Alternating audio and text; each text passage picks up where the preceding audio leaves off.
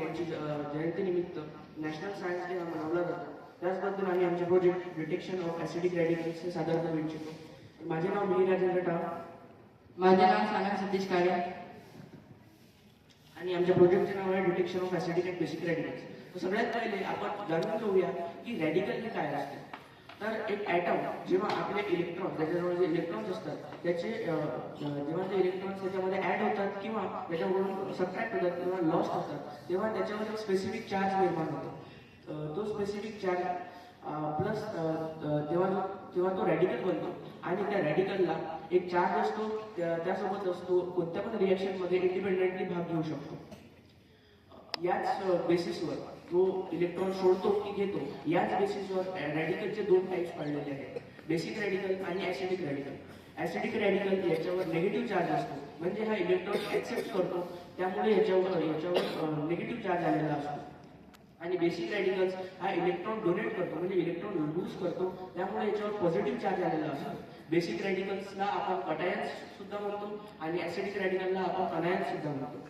तर सगळ्यात पहिले आपण बघूया ॲसिडिक रॅडिकल्सची डिटेक्शन.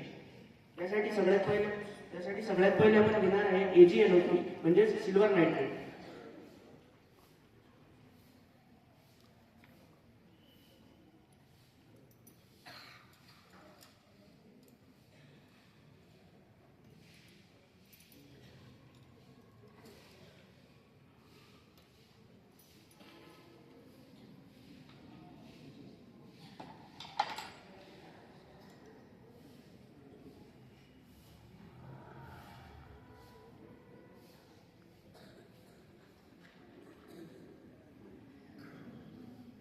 तर आपण इथे घेतलेला आहे AgNO3 म्हणजे सिल्वर नायट्रेट.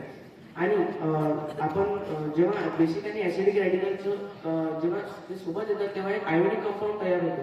तर आपण इथे एक आयोनिक कंपाऊंड घेतला आहे कॅल्शियम क्लोराईड आणि या आयोनिक कंपाऊंडमध्ये Ca+2 म्हणजे कॅल्शियम +2 हा बेसिक रॅडिकल आहे आणि क्लोरीन मायनस म्हणजे Cl- हा ॲसिडिक रॅडिकल आहे. तर आपण Cl- याच्यामध्ये डिटेक्शन करणार आहे.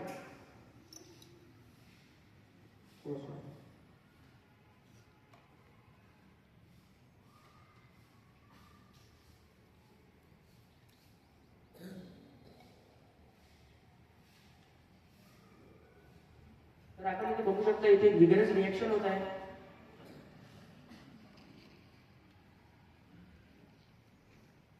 आणि या रिएक्शन मध्ये जो प्रोडक्ट बनला याचा व्हाईट कलर झालेला आहे आणि जे खाली पार्ट उरला त्याला आपण प्रेसिपिटेट म्हणतो.